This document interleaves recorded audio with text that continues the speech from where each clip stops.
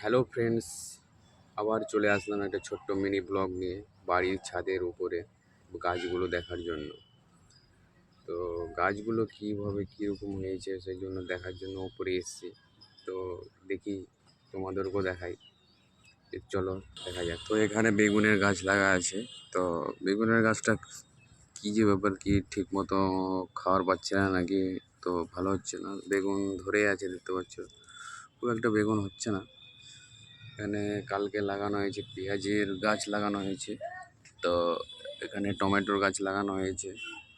আর এটাতে দেখতে পাচ্ছ গাজর লাগানো হয়েছে। গাজর প্রচুর ঘন হয়ে গেছে, কী যে করা যায়। তো ভাবছি উঠিয়ে উঠিয়ে ফেলে দেবো। তারপর এখানে একটা শসার গাছ লাগানো আছে, এই যে দেখতে পাচ্ছ শসার গাছটা ভালোই হয়েছে। তো আবার কি যেন কীরকম ভালো লাগছে না, শসা ধরে আছে দেখতে পাচ্ছ। পেয়ারার গাছ, এখানে মটরের গাছ লাগানো হয়েছে, লঙ্কার গাছ এগুলো। আর ওখানে মূলার গাছ, একটা লেবুর গাছ। লেবু আসছে না লেবুর গাছটাতে, আমার কি যে ব্যাপার, কি খাওয়ার পাচ্ছে না নাকি বুঝতে পারছি না। এটা হচ্ছে বেগুনের গাছ। শসার গাছটা ভালো হয়েছে দেখতে পাচ্ছি, শসা ধরেছে। এই তো শসা একটা, এখানে একটা,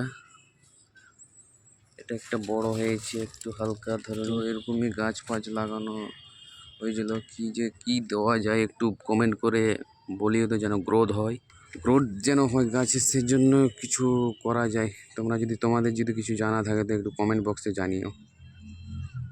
তো ভিডিওটা এই পর্যন্ত, ভালো লাগলে লাইক শেয়ার কমেন্ট অবশ্যই করে দেবেন এবং পেজটাকে ফলো করে দেবেন। ভালো থাকবেন, সুস্থ থাকবেন, বাই বাই।